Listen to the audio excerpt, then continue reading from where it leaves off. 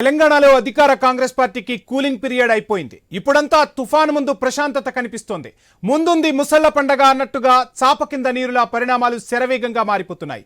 ఆ సంకేతాలు ముఖ్యమంత్రి రేవంత్ రెడ్డి శిబిరాన్ని ఉరిక్కిపడేలా చేస్తుంటే ప్రత్యర్థి శిబిరం ఫుల్ జోష్లో కనిపిస్తోంది. ఇటీవల జరిగిన కొన్ని కాంగ్రెస్లోని పరిణామాలు కాంగ్రెస్ పార్టీలో ఏదో జరగబోతుందనే అనుమానాలకు బలాన్ని చేకూరుస్తున్నాయి. 2023లో కాంగ్రెస్ పార్టీ అధికారంలోకి వచ్చాక ఇప్పటి వరకు కర్త కర్మ క్రియ అన్ని సీఎం రేవంత్ రెడ్డి అన్నట్లు ఉన్నారు. పీసీసీ చీఫ్ పదవి కూడా తనకు బాగా విశ్వాసపాత్రుడైన మహేష్ గౌడ్కు ఇప్పించుకున్నారు. దీంతో తన పదవికి సీఎం కుర్చీకి ఎలాంటి డోకా ఉండబోదని భావించారు రేవంత్ రెడ్డి. కానీ ఢిల్లీ వెళ్లిన రేవంత్ రెడ్డికి అధిష్టాన పెద్దల దర్శనం లభించకపోవడం, చివరకు ఇటీవల హైకమాండ్ కరుణించడం చూస్తే దాల్మే కుచ్ కాలా హై అన్నట్టుగా మారిపోయాయి పరిస్థితులు. గాంధీ భవన్ వర్గాలు కూడా దీని గురించే మాట్లాడుకుంటున్నట్టుగా తెలుస్తుంది. కాంగ్రెస్ పార్టీలో ముఖ్యుల మధ్య జరుగుతున్న చర్చల పరంగా చూస్తే అధికార పార్టీలో నెంబర్ 2 పొజిషన్ కొత్తగా ఎస్టాబ్లిష్ అయింది. ఆ నెంబర్ 2 పొజిషన్లోకి మంత్రి పొంగులేటి శ్రీనివాస్ రెడ్డి వచ్చారని తెగ చెవులు కొరుక్కుంటున్నారు కాంగ్రెస్లోని కీలక నేతలు. కొద్ది రోజులుగా తెలంగాణ కాంగ్రెస్ పార్టీలో మంత్రి పొంగులేటి శ్రీనివాస్ రెడ్డి చుట్టూ చర్చ జోరందుకుంది. స్థానిక సంస్థల ఎన్నికలపై మంత్రి పొంగులేటి చేసిన ప్రకటన మీద పెద్ద చర్చే జరిగింది. రచ్చ అయింది. ఏకంగా పీసీసీ చీఫ్ మహేష్ గౌడ్ లైన్లోకి వచ్చి మంత్రి పొంగులేటిపై ఆగ్రహం వ్యక్తం చేశారని చర్చకు పెట్టారు. ఆపై కుటుంబంతో సహా మంత్రి పొంగులేటి ఢిల్లీ వెళ్తే అక్కడ కాంగ్రెస్ హైకమాండ్ పెద్దలు హితబోధ చేశారని లీకులిచ్చారు. రేవంత్ రెడ్డి అనుకూల మీడియాలోనూ ఈ అంశానికి ప్రాధాన్యమిచ్చారు. ఇదంతా ఎందుకు జరుగుతోంది అనే ప్రశ్నలకు జవాబులు వెతుకుతున్న తరుణంలో వరంగల్ జిల్లా నుంచి మాజీ ఎమ్మెల్సీ కొండా మురళి పెద్ద బాంబే పేల్చేశారు. క్రమశిక్షణా కమిటీకి ఫిర్యాదుల వరకు వెళ్లింది సమస్య. గాంధీ భవన్లో క్రమశిక్షణా కమిటీకి వివరణ ఇచ్చాక మీడియా ముందు మంత్రి పొంగులేటి లక్ష్యంగా విమర్శలు చేశారు కొండా మురళి. ఇక్కడే అనేక ట్విస్టులు కనిపిస్తున్నాయి. కొండా మురళి టార్గెట్ చేసిన ఎమ్మెల్యేలు మొన్నటి వరకు సీఎం రేవంత్ రెడ్డి శిబిరంలోని వారిగా ప్రచారం జరిగింది. కానీ కొండా మురళి గాంధీ భవన్ దగ్గర సీఎం రేవంత్ రెడ్డిని వెనకేసుకొస్తూ విమర్శలు చేయడమే అనుమానాలకు కారణమవుతోంది. రేవంత్ రెడ్డి వర్గంగా ఉన్న ఎమ్మెల్యేలు ప్లేట్లు ఫిరాయించారా అనేది ఇప్పుడున్న డౌట్. ఉమ్మడి వరంగల్ జిల్లాకు ఇన్ఛార్జ్ మంత్రిగా ఉన్నది పొంగులేటి శ్రీనివాస్ రెడ్డి. మెజార్టీ ఎమ్మెల్యేలు పొంగులేటి పంచన చేరారా అనే చర్చ మొదలైంది. ఇక్కడ మరో అంశాన్ని ప్రత్యేకంగా చెప్పుకోవాలి. ఉమ్మడి ఖమ్మం జిల్లాకు చెందిన పొంగులేటికి సొంత జిల్లాలోని కాంగ్రెస్ ఎమ్మెల్యేలలో మెజార్టీ శాసనసభ్యులు ఆయన మనుషులే. అలాగే రేవంత్ రెడ్డి శిబిరంలో ఉప్పు నిప్పుగా ఉండే నల్లగొండ జిల్లాలోని కాంగ్రెస్ ఎమ్మెల్యేలు మంత్రులతో పొంగులేటి సన్నిహితంగా ఉంటున్నారు.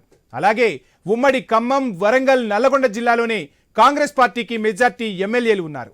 ఈ 3 జిల్లాల్లోని ఎమ్మెల్యేలతో ఏదైనా మాయాజాలం జరిగితే సమీకరణాలు మారొచ్చు.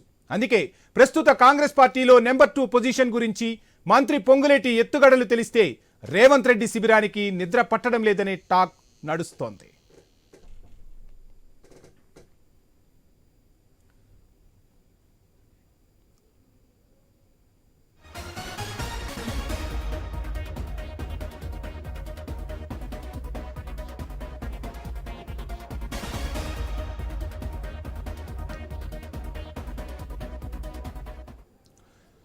రైట్, మొత్తంగా తెలంగాణలో నెంబర్ 2 పొజిషన్ గురించి కాంగ్రెస్లో పెద్ద ఎత్తున చర్చ జరుగుతుంది. ఇదే అంశానికి సంబంధించి మనతో మాట్లాడేందుకు మా ఇన్పుట్ ఎడిటర్ శ్రీకాంత్ జాయిన్ అవుతున్నారు. Srikanth, good afternoon. మొత్తంగా చూస్తున్నాం తుఫాను ముందు ప్రశాంతతల కాంగ్రెస్లో పరిస్థితులు కనిపిస్తున్నాయని రాజకీయ విశ్లేషకుల నుంచి వినిపిస్తున్నమాట. సో ఎలా చూడాలంటారు ఈ పరిణామాలన్నింటినీ?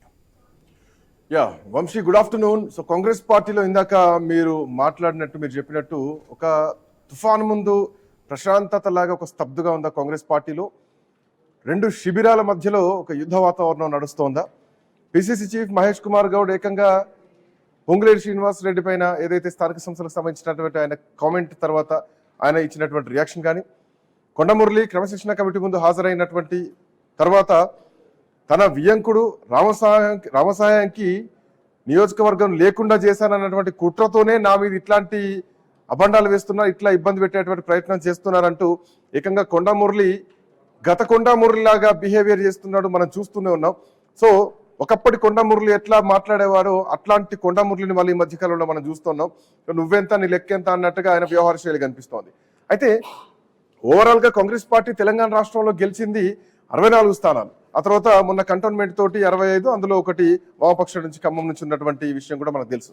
సో 64 స్థానాలు అనుకుంటే కనుక, సో దీంట్లో వరంగల్ జిల్లాకి ఇన్ఛార్జ్ మంత్రిగా పొంగులేటి శ్రీనివాస్ రెడ్డి ఉన్నారు. అండ్ కొండా మురళికి వ్యతిరేకంగా అక్కడున్నటువంటి ఎమ్మెల్యేలంతా కూడా నాయన రాజేందర్ రెడ్డి ఇంట్లో సమావేశం అవుతున్నారు. సో ఇదంతా of course Revanth Reddy team అనుకున్నటువంటి వాళ్ళు రేవంత్ రెడ్డి తనాలి అంటే పీసీ చీఫ్ మహేష్ కుమార్ గౌడ్ తోట భేటీ కావాలి, సో క్రమశిక్షణ కమిటీతో భేటీ కావాలి. బట్ ఇదంతా వెనకాలండి ఎవరు చేపిస్తున్నారు, ఎవరికి మద్దతుగా ఉన్నారు, సో వర్గాలు ఏమైనా చేంజ్ అవుతున్నాయా? ముఖ్యమంత్రికి ఢిల్లీలోనే అపాయింట్మెంట్ దొరికేటువంటి పరిస్థితి లేదు. సో ముఖ్యమంత్రి ఒంటరిగా ఉంటే ఢిల్లీ పెత్తనం నడుస్తోంది. సో ఇప్పుడు పొంగులేటి శ్రీనివాసరెడ్డి చుట్టూ కూడా ఈ చర్చ రాష్ట్రంలో బలంగా నడుస్తుంది, కాంగ్రెస్ పార్టీలో ప్రధానంగా నడుస్తుంది. స్థానిక సంస్థల విషయంలో ఆయన మాట్లాడినటువంటి మాటలు అఫ్కోర్స్ స్థానిక సంస్థల ఎన్నికలకు సంబంధించి మిగతా ఎమ్మెల్యేలు కూడా మాట్లాడారు, సీతక్క కూడా దీనిపైన కామెంట్ చేశారు, ఇంకా ఒకరిద్దరు ఎమ్మెల్యేలు కూడా మాట్లాడారు. బట్ ఆయన వాళ్ళపైన ఎట్లాంటి చర్యలు వాళ్ళపైన కామెంట్ చేయలేదు. ఎందుకు వై ఓన్లీ పొంగులేటి చుట్టూ ఎందుకు రాజకీయం తిరుగుతోంది అన్నది ప్రధానంగా ఎక్కినటువంటి చర్చ. సో ఏం జరగబోతోంది, ఏదో ఒక పెద్ద ఉపద్రవం రాబోతోంది. సో రాష్ట్రంలో ముఖ్యమంత్రి పీఠంకి ఎసరు పెట్టేటువంటి ప్రయత్నం జరుగుతోందా, పొంగులేటి శిబిరం వేరు రేవంత్ రెడ్డి శిబిరం వేరు అన్నట్టుగా నడుస్తోందా? సో ఇప్పటికే ఇందాక మీరు చెప్పినట్టు వంశీ, పొంగులేటి ఖమ్మం జిల్లా మొత్తం కూడా ఖమ్మంలో కేసీఆర్ ఎట్లా గెలుస్తాడో చూస్తాం, అసలు ఖమ్మంలో ఒక్క స్థానం కూడా గెలవనీయమన్నారు. ఖమ్మం మొత్తం కూడా కాంగ్రెస్ పార్టీ క్లీన్ స్వీప్ చేసింది, మనం చూసినాం. ఆ తర్వాత వరంగల్ జిల్లాలో ఎక్సెప్ట్ అటు కడియం శ్రీహరితో పాటు ఇటు పల్లా రాజేశ్వరరెడ్డి, సో ప్రస్తుతానికి మాత్రం అందరూ కూడా కాంగ్రెస్ పార్టీలో ఉన్నారు. అఫ్ కోర్స్ కాంగ్రెస్ పార్టీ మొత్తం క్లీన్ స్వీప్ అనే చెప్పాలి, ఒక్క పల్లా రాజేశ్వరరెడ్డి జనగామ నియోజకవర్గం తప్పితే. ఇక నల్గొండ నియోజకవర్గం సపరేట్ గా చూడాలి మనం. సో నల్గొండ నియోజకవర్గం మొత్తం కూడా కోమటిరెడ్డి కంచుకోటగా ఉంటుంది, కోమటిరెడ్డి బ్రదర్స్ ఇద్దరు కంచుకోటగా ఉంటుంది. అది కాంగ్రెస్ పార్టీ గతంలో కంచుకోట, ఆ తర్వాత మళ్ళీ పూర్వ వైభవం ఇప్పుడు వస్తుంది. అయితే ఇందులో కూడా రేవంత్ రెడ్డిని మొదట్లో వ్యతిరేకించిన వాళ్ళే, కోమటిరెడ్డి వెంకటరెడ్డి పిసిసి చీఫ్ పదవిని కొనుక్కున్నారు, డబ్బులు పెట్టి కొనుక్కున్నారని వ్యతిరేకించారు. సో ఏమాత్రం అటు ఇటు అయినా కానీ వెంటనే స్టెప్ తీసుకోవడానికి నల్గొండ నుంచి కూడా చాలా ఛాన్సెస్ ఉన్నాయి. వాళ్ళు కూడా సన్నిహితంగానే ఉన్నటువంటి పరిస్థితి. సో ఏమైనా భారీ మార్పు జరగబోతోందా? ఎమ్మెల్యేలు మొత్తం టర్న్ తీసుకుంటున్నారా? రెండు వర్గాలుగా ఏర్పడ్డారా? పొంగులేటి వర్గం ఒకటి, రేవంత్ రెడ్డి వర్గం ఒకటిగా నడుస్తుందా? సో ఇప్పటికే ఖమ్మం జిల్లా మొత్తం క్లీన్ స్వీప్ అయిపోయింది. ఖమ్మం మొత్తం కూడా వాళ్ళు గీసిన గీత మీదనే ఉంటారు, అదంతా తెలిసినటువంటి విషయమే. సో ఏం జరగబోతోంది, ఏదో ఒక పెద్ద ఉపద్రవం జరగబోతుంది కాంగ్రెస్ పార్టీలో అనేది ప్రధానంగా ఇక్కడ జరుగుతున్నటువంటి చర్చ. నెంబర్ 2గా పొంగులేటి ఎస్టాబ్లిష్ అవుతున్నారా, అయ్యారా? సో నెంబర్ 1 స్థానం ఒకటే ఇప్పుడు వెయిటింగ్, అది ముఖ్యమంత్రి పీఠమేనా? సో దానికోసం ఒక భారీ మార్పులు ఏమైనా జరగబోతున్నాయి రాష్ట్రంలో అనేది ప్రధానమైనటువంటి చర్చ ఇప్పుడు రాజకీయ వర్గాల్లో నడుస్తుంది. రైట్, చర్చిద్దాం ఇదే అంశం పైన. ఈ పరిస్థితిని ఎట్లా చూడొచ్చు? ఈ కాంగ్రెస్ పార్టీలో ఉన్నటువంటి వర్గ విభేదాలు ఆ జిల్లాకే పరిమితమా, లేదంటే రాష్ట్ర స్థాయిలో నెంబర్ 2 ఎస్టాబ్లిష్మెంట్ కోసం జరుగుతున్నటువంటి ఒక ఇంటర్నల్ చేంజ్ ఓవర్స్ అన్నది కూడా చూద్దాం. మిట్టా నరసయ్య గౌడ్ గారు కాంగ్రెస్ పార్టీ నాయకులు, మన్నే కోటేశ్వరరావు గారు, అట్లాగే రాజకీయ విశ్లేషకులు శేషు సార్ కూడా మనతో పాటు జాయిన్ అవుతున్నారు. ముందుగా కాంగ్రెస్ పార్టీ నాయకులు మిట్టా నరసయ్య గౌడ్ గారు ఎట్లా చూస్తున్నారు, ఏం జరుగుతుంది కాంగ్రెస్ పార్టీలో ఈ వర్గపోరు, లేదంటే ఎందుకు ఒక్క పొంగులేట్ చుట్టే రాజకీయం తిరుగుతోంది కాంగ్రెస్ పార్టీలో అంటే ఏం చెప్తారు నరసయ్య గౌడ్ గారు? వాయిస్ క్లియర్ ఉందండి? ఎస్. ముందుగా మీకు ప్యానెల్లో ఉన్న పెద్దలకు వ్యూవర్స్ కు నమస్కారం. ఇప్పుడు నెంబర్ 2 పొజిషన్ అనేది ఖాళీగా లేదు. ఇప్పుడు ఏదైనా ఖాళీగా ఉంటే ప్రయత్నాలు జరుగుతున్నాయంటే కూడా నమ్మడానికి వీలైతుంది. నేను ఇంత స్పష్టంగా ఎందుకు చెప్తున్నా అంటే, నెంబర్ 1 స్థానంలో ముఖ్యమంత్రి గారు ఉన్నారు. High command already deputy chief minister అని ఆల్రెడీ పెట్టేసింది, నెంబర్ 2 స్థానమే అవుతుంది కదా అది. ఇంకా నెంబర్ 2 స్థానంలో ఖాళీ ఆయన ఏమైనా రిజైన్ చేసిపోతే ఖాళీ అయితే వీళ్ళు ఏమైనా ప్రయత్నం చేస్తున్నారంటే కూడా మనం ఏమైనా మాట్లాడుకోవచ్చు. కానీ నెంబర్ కొన్ని అనూహ్యంగా నెంబర్ 2 వస్తా ఉంటాయి, అవి బికమ్ నెంబర్ 1 అయితే షిండేని మనం ఎగ్జాంపుల్ గా చూడొచ్చు. అయితే శ్రీకాంత్ గారు, అయితే నేను ఏమంటున్నానంటే, ఇప్పుడు పొంగులేటి గారి మీద ఎందుకు అంటే కొంత అట్రాక్షన్ ఎక్కువ అవుతుంది మీడియా కానీ లేకపోతే రాజకీయాలు కానీ అంటే, ఆయన ఆల్రెడీ ఖమ్మంలో స్వీప్ చేసుకుని వచ్చిండు. ఖమ్మంలో ఉన్న మనుషులంతా ఆయనకు సంబంధించిన వాళ్ళు. ఇప్పుడు ఉమ్మడి వరంగల్ జిల్లాకు సంబంధించి ఆయన ఇన్ఛార్జి కాబట్టి ఇదంతా ఆయన కనుసన్నలలో ఉంది కాబట్టి మిగతా వాళ్ళతోటి సన్నిహితంగా ఉన్నారు కాబట్టి ఇంకేమో జరుగుతుందన్న ఒక హైపోథెటికల్ క్వశ్చన్ గా ఇది వస్తా ఉంది వాస్తవంగా. కానీ స్పష్టంగా చెప్పేది ఏంటంటే, ఈ టర్మ్ మాత్రమే కాదు, వచ్చే టర్మ్ కూడా రేవంత్ రెడ్డి గారి నెంబర్ 1 స్థానంలో ఉంటారు. మన ఖమ్మం నుండి వచ్చినటువంటి బట్టి విక్రమార్క గారు 2వ స్థానంలో ఉంటారు. సేమ్ యాజ్ టీజే జరుగుతుంది. 10 ఏళ్ళు నేనే ముఖ్యమంత్రి అని చెప్పుకున్నా గానీ, బట్ వాస్తవ గ్రౌండ్ లో చూస్తే మాత్రం అట్లాంటి పరిస్థితులు కనిపించట్లేదు. ఎక్కడో కొంత స్మెల్ వస్తుంది, ఏదో జరగబోతుందన్న తెలుస్తోంది. కొండమురళి గాంధీ భవన్కి వెళ్ళడం, బయటకు వచ్చి మాట్లాడడం, క్రమశిక్షణ కమిటీ అటెండ్ అయ్యి బయటకు వచ్చి పొంగులేటిని టార్గెట్ చేస్తూ మాట్లాడడం, సో అక్కడటువంటి వాళ్ళంతా కూడా ఒక భేటీ ఏర్పాటు చేసుకోవడం, సో ఇదంతా కూడా కొంత విచిత్రంగా కనిపిస్తుంది. సో ఏదో జరగబోతోంది, ఒక మార్పులు చేర్పులు భారీగా జరగబోతోందా, చేయి జారిపోతోందా, ముఖ్యమంత్రి పీఠం అట్లా పీఠానికి ఎసరు పెట్టబోతున్నారా అన్న ఒక చర్చ బలంగా నడుస్తుంది. శ్రీకాంత్ గారు ముఖ్యమంత్రి పీఠాన్ని ఎసరుపెట్టు అనేది మర్చిపోవాలి, అది అంశమే కాదు నా దృష్టిలో. ఎందుకంటే 10 years పక్కా కాంగ్రెస్ పార్టీ నుండి రేవంత్ రెడ్డి గారు ముఖ్యమంత్రిగా ఉంటారు, అందులో అనుమానం లేదు.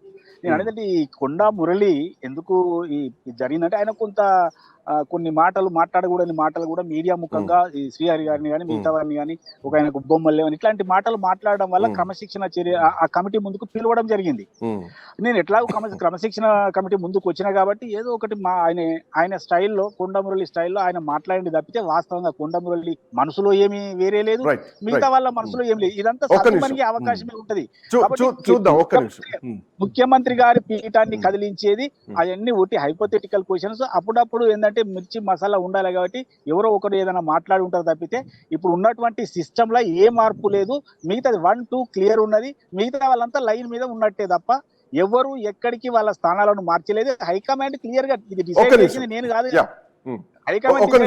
ఇదే అంశం ఇంకా మాట్లాడదు, ఇంకా చాలా పాయింట్స్ దీనిలో డిస్కస్ చేద్దాం. ఏం జరుగుతోంది పొలిటికల్ గా, ఏం జరగబోతోంది కాంగ్రెస్ పార్టీలో అనేది. శేషు గారి దగ్గరికి వెళ్ళే ముందు ఒకసారి మన కోటేశ్వరరావు గారు గుడ్ ఆఫ్టర్నూన్. గుడ్ ఆఫ్టర్నూన్, చెప్పండి. సో ఈ మాటలు, ఈ కామెంట్స్, పొంగులేటి చుట్టూ జరుగుతున్నటువంటి రాజకీయాలు కానీ, ఆయన పైన వస్తున్నటువంటి విమర్శలు కానీ, పిసిసి అధ్యక్షుడు చేస్తున్నటువంటి విమర్శలు, లేదంటే వరంగల్ జిల్లా నుంచి కొండ మురళి చేస్తున్నటువంటి విమర్శలు, ఇవన్నీ వ్యక్తిగతంగా చూడాలా, లేదంటే పార్టీలో పొలిటికల్ ఏమైనా చేంజెస్ జరగబోతున్నాయి, డ్రాస్టిక్ చేంజెస్ అన్నది చూడాలా, లేదంటే మిట్ట నరసయ్య గౌడ్ గారు చెప్పినట్టు ఇదంతా టీ కప్పులో సునామీ లాగానే చూడాల్సినటువంటి పరిస్థితి కనిపిస్తోందా? ఏం జరుగుతోంది? కోటేశ్వరరావు గారు, మీ అనాలిసిస్ ఏంటి? ఒక రాజకీయ పార్టీలో అది కాంగ్రెస్ అయినా, బీజేపీ అయినా, లేదా బీఆర్ఎస్ అయినా ఇలాంటి పరిణామాలు జరగడం అనేటువంటిది ఒక సాధారణమైనటువంటిది.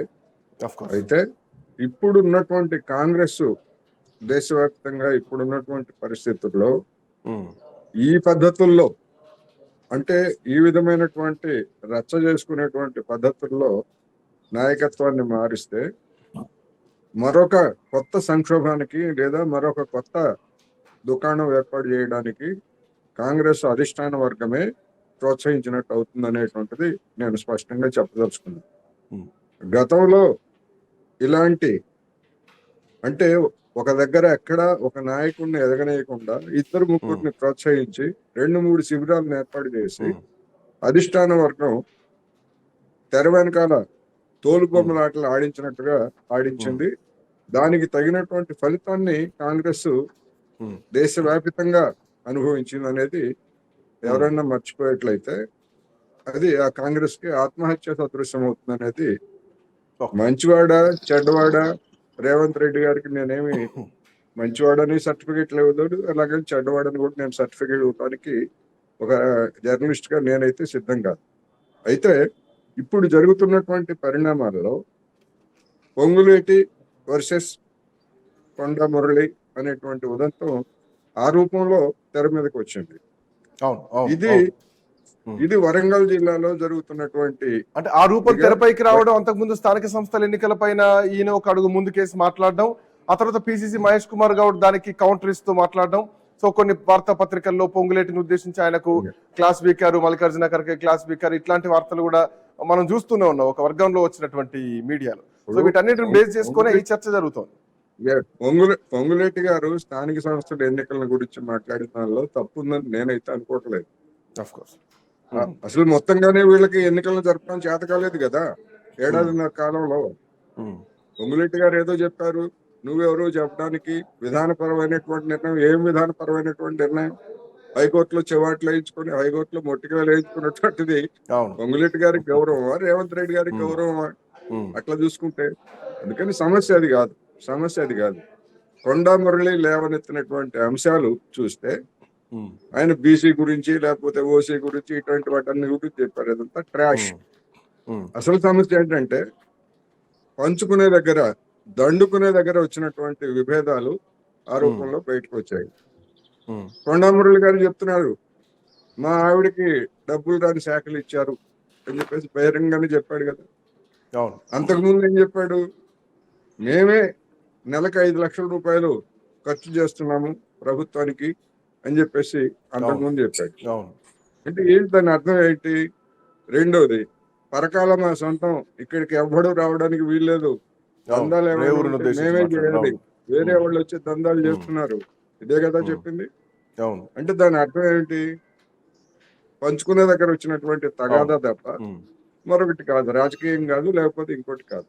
అందుకని ఒకవేళ పొంగులేటి శ్రీనివాసరెడ్డి మీద మురళి గారు ఆ విధమైనటువంటి అంశాలతో ధ్వజమెత్తితే అది మొత్తం కాంగ్రెస్ పార్టీకే నష్టదాయకం. ఈ కారణంతో కుమ్ములాడుకుంటున్నారని. అందుకని మరి ఒకవేళ కొండా మురళి వెనకాల తనకు ప్రత్యర్థిగా తయారవుతున్నాడు పొంగులేటి అనుకున్నప్పుడు రేవంత్ రెడ్డి గారు ఉన్నారా అనేటువంటి సమస్య వస్తుంది. ఒకవేళ ఆయన కనుక ఉంటే ఈ రూపంలో చేసినటువంటి దాడితోటి రేవంత్ రెడ్డి గాని లేదా కొండా మురళి క్యాంప్ గాని మరింత బలహీనమయ్యేటువంటి పరిస్థితి తప్ప మరొకటి కాదనేది నేను చెప్పాలి.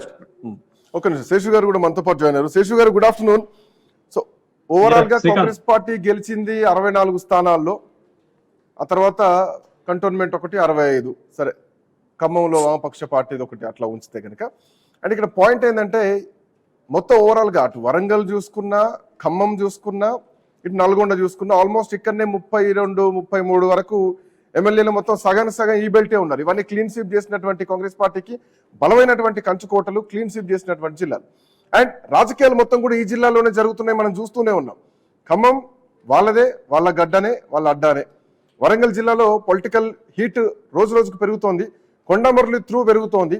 సో ఇక్కడ పొంగులేటి వర్సెస్ రేవంత్ రెడ్డి టీం లాగా ఏమైనా జరుగుతుందా ఈ క్యాంప్ పాలిటిక్స్ అన్ని చూస్తే? అండ్ నల్గొండ ఎటైనా చేంజ్ కావచ్చు, ఎందుకంటే ముందు నుంచి రేవంత్ రెడ్డిని వ్యతిరేకించినటువంటి టీము నల్గొండ టీం. సో రేపు పొద్దున పొంగులేటి వైపు ఉన్న ఆశ్చర్యపోవాల్సిన అవసరం లేదు, రేవంత్ రెడ్డితో ఉన్నా కానీ ఆశ్చర్యపోవాల్సినటువంటి అవసరం లేదు. ఆ బెల్ట్ ఒక్కటి మనం సెపరేట్ గా చూడాల్సినటువంటి అవసరం ఉంటుంది. బట్ ఇప్పుడు పొంగులేటి చుట్టూ జరుగుతున్నటువంటి రాజకీయాల్ని ఎట్లా చూడాలి? ఆయన పైన వస్తున్నటువంటి వార్తా కథనాలు కానీ, ఆయన పైన వస్తున్నటువంటి ఈ కామెంట్లు కానీ, కొండా మురళి అంటే వాళ్ళ వియంకుడికి నియోజకవర్గం లేకుండా చేసినటువంటి కుట్రలో భాగంగానే మా మీద ఇట్లా దాడులకు తెగబడుతున్నారు, ఇట్లా బిహేవ్ చేస్తున్నారంటూ ఆయన ఇస్తున్నటువంటి కామెంట్స్, ఓవరాల్ గా ఏదో జరుగుతోంది. నెంబర్ 2 పొజిషన్ ఏమైనా ఎస్టాబ్లిష్ కోసం జరుగుతున్నటువంటి ప్రయత్నంగా చూడాలా?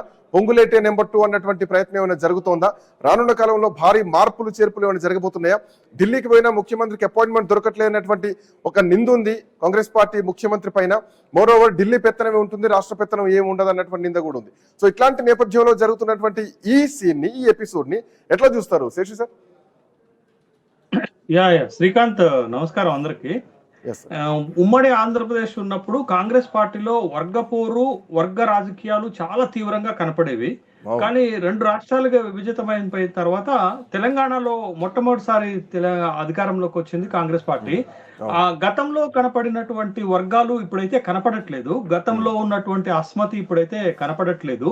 బట్ కాంగ్రెస్ పార్టీలో అంతర్గతంగా ఏదో జరుగుతుంది అనేటటువంటి ఒక అభిప్రాయాలు అయితే చాలా స్పష్టంగా కనపడతాయి. దీంట్లో ముఖ్యంగా ఏంటంటే పొంగులేటి శ్రీనివాసరెడ్డి కేంద్రంగా జరుగుతున్నటువంటి పరిణామాలు ఎటుదారి తీస్తాయి, ఏమవుతుంది అనేటటువంటిది ఒక రాజకీయ ఊహాగానాలపైన జరుగుతున్నటువంటి చర్చగానే మనం చూడాలి.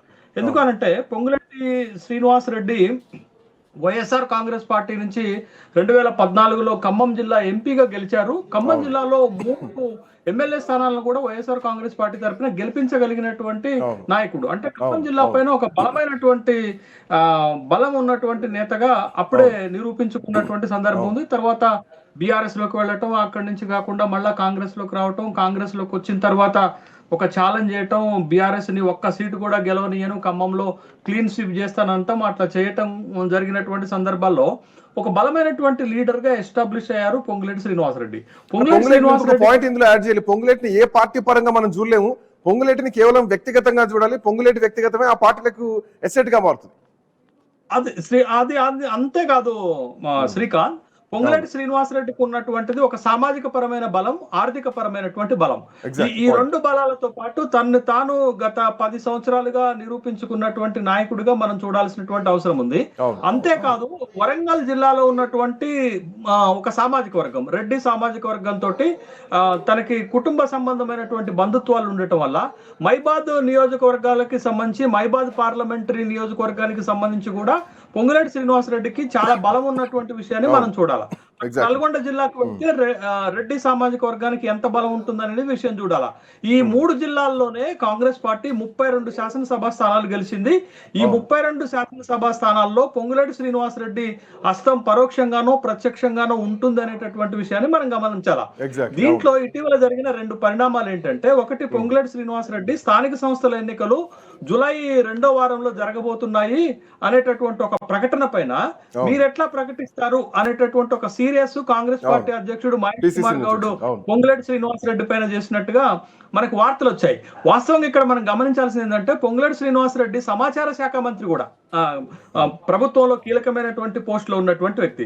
రెండో పరిణామం ఏంటంటే, మీరు మైబాద్ జిల్లాకు సంబంధించిన ఒక విషయం చెప్పాను, మొత్తం వరంగల్ జిల్లా పైన రామసాయం సురేందర్ రెడ్డి సంబంధించినటువంటి ఒక బలమైనటువంటి ముద్ర ఉంటుంది.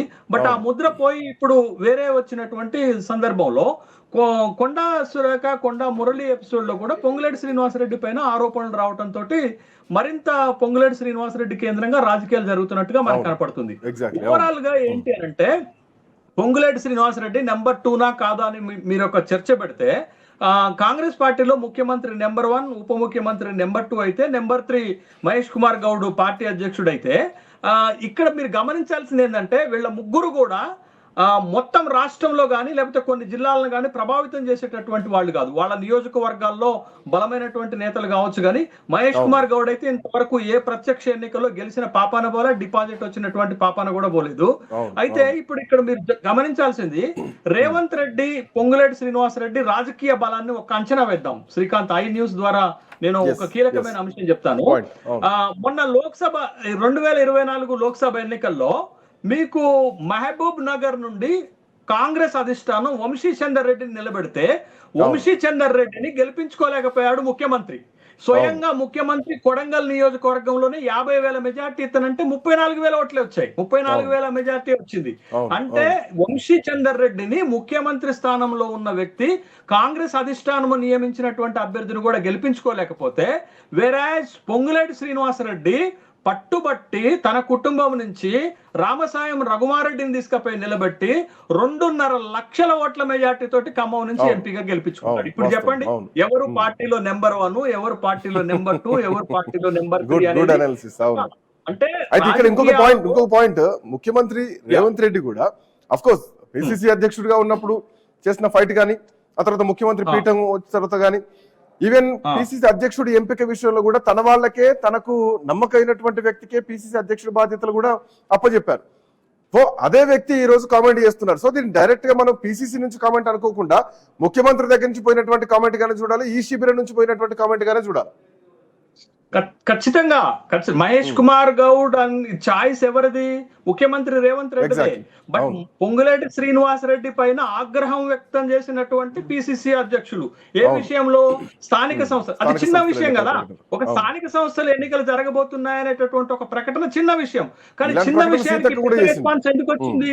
చిన్న విషయానికి పెద్ద రెస్పాన్స్ ఎందుకు వచ్చిందంటే, పార్టీలో జరుగుతున్నటువంటి ఒక అంతర్గతమైనటువంటి వైరుధ్యాలు మనకు కనపడుతున్నాయి. పొంగులేటి శ్రీనివాసరెడ్డికి ప్రజల్లో గాని పార్టీలో గాని బలం ఉంది. ఇవాళ తన వెనకాల నడిచేటటువంటి శాసనసభ్యులు 10 నుండి 15 మంది ఉన్నారు. ఒక మంత్రి వెనకాల 10 నుండి 15 మంది శాసనసభ్యులు ఉన్నారంటే అది తన బలాన్ని చూపెడుతుంది. బట్ వెరాజ్ పార్టీలో ఈ స్థాయిలో వ్యక్తిగత బలం ఉన్నటువంటి వ్యక్తులు లేరు. సామాజిక బలం ఉంది, ఆర్థిక బలం ఉంది, ఎమ్మెల్యేల బలం ఉంది, ఇవన్నీ ఉన్నాయి. కాబట్టి భవిష్యత్తులో పోటీదారుడుగా నిలబడేటటువంటి క్రమం ఉంది. కాబట్టి పొంగులేటి శ్రీనివాసరెడ్డిని మొగ్గలోనే తుంచేసేటటువంటి కార్యక్రమాన్ని చేస్తున్నారా అనేటటువంటి అనుమానాలు బలపడక మానవు, ఖచ్చితంగా బలపడుతున్నాయి. కాబట్టి ఇంకొక పాయింట్, పొంగులేటి శ్రీనివాసరెడ్డిని మొగ్గలోనే తుంచేస్తారా అన్న పాయింట్ మీద ఇంకొక చర్చ చేద్దాం. అంటే పొంగులేటి రాజకీయ స్వభావం మనకు తెలుసు, మనం చూస్తున్నాం, కొన్నేళ్ల నుంచి చూస్తున్నాం. అనూహ్యంగా రాజకీయాల్లోకి వచ్చినా కానీ వచ్చినప్పటి నుంచి ఆయన విజయాలే సాధిస్తున్నారు. సో విజయ దిశగానే ఉన్నారు. అండ్ మోర్ ఓవర్ ఏంటంటే, రెచ్చగొట్టినా అవమానించినా పొంగులేటి అంతకు మించి చేస్తారు. సో అట్లాంటి రివెంజ్ లో పొంగులేటి పాలిటిక్స్ చాలా ఇంట్రెస్టింగ్ గా ఉంటాయి. సో ఇప్పుడు మేబీ అట్లాంటి ఏమైనా ఎక్స్పెక్ట్ చేయొచ్చా? నెంబర్ 2 మనం డిస్కస్ చేస్తున్నట్టు కానీ, లేదంటే నిర్ణయాల విషయంలో కానీ? ఇప్పుడు నెంబర్ 2, నెంబర్ 3 పొజిషన్స్ పార్టీలు ఇస్తాయేమో గానీ ప్రజల్లో బలమైనటువంటి నాయకుడిని ఎవరు ఆపలేరు అనేటటువంటి విషయాన్ని మనం గమనించాలి. ఇది పాయింట్ 1. పాయింట్ నెంబర్ 2 ఏంటంటే పొంగులేటి శ్రీనివాసరెడ్డి స్వభావాన్ని కనుక మనం చూస్తే ఎక్కడ కూడా ఎదిరించే స్వభావం ఉంది కానీ రాజీ పడేటటువంటి స్వభావం మనకు కనపడదు.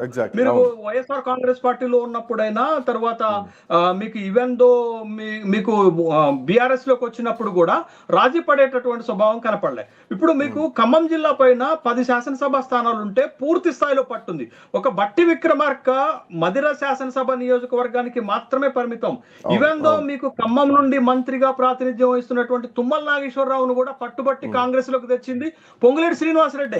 తుమ్మల నాగేశ్వరరావును కూడా గెలిపించింది పొంగులేటి శ్రీనివాసరెడ్డి.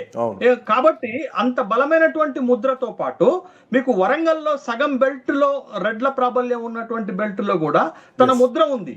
మీకు నల్గొండ పాలిటిక్స్ అంతా కూడా మనకు తెలుసు. నల్గొండ పాలిటిక్స్ ఎప్పుడైనా కాంగ్రెస్ కి అనుకూలంగా ఒక సామాజిక వర్గం రాజకీయానికి అనుకూలంగా ఉంటుంది.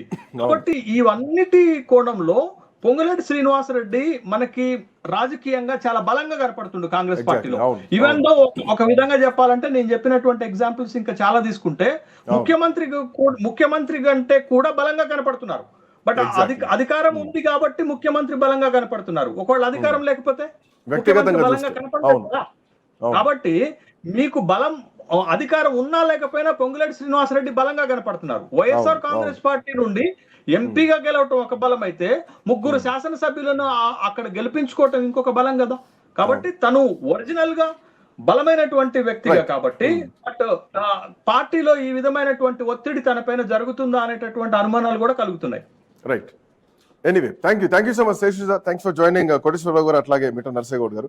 సో పొంగులేటి బలం బయటపడబోతోందా? సో 2 వర్గాల మధ్య ఒక పొలిటికల్ యుద్ధం జరుగుతోందా? సో నేనే నెంబర్ 2 అనేటువంటి ఎస్టాబ్లిష్మెంట్ అధిష్టానానికి కూడా ఇచ్చేటువంటి ప్రయత్నం జరుగుతోందా? పొంగులేటి వెంట కదిలే వాళ్ళు ఎంతమంది? సో కాంగ్రెస్ పార్టీలు ఇప్పుడు రాష్ట్రం విడిపోయిన తర్వాత ఎక్కడ వర్గపోరు లేదు. సో ఇప్పుడు ఈ జరుగుతున్నటువంటి పొలిటికల్ వెదర్ చూస్తే గనక పొంగులేటిని టార్గెట్ చేస్తూ పొంగులేటిని విమర్శించి చేస్తున్నటువంటి కామెంట్స్ కానీ, పిసిసి మహేష్ కుమార్ గౌడ్ చేసిన కామెంట్స్ కానీ, కోటమురళి బయటకు వచ్చి చేస్తున్నటువంటి కామెంట్స్ కానీ, అఫ్కోర్స్ పొంగులేటి బలం ఏంటో బయటకు వచ్చేటువంటి ప్రయత్నం జరుగుతోందా? సో దాంట్లో భాగంగానే 2 గ్రూపుల మధ్య ఒక వార్ నడుస్తోందా? కుర్చీ కొట్లాట ఏమైనా జరగబోతుందా ఫ్యూచర్లో? చూడాలి ఏం జరగబోతుందో. That's all for now. Next updates continue అయితే కీప్ వాచింగ్.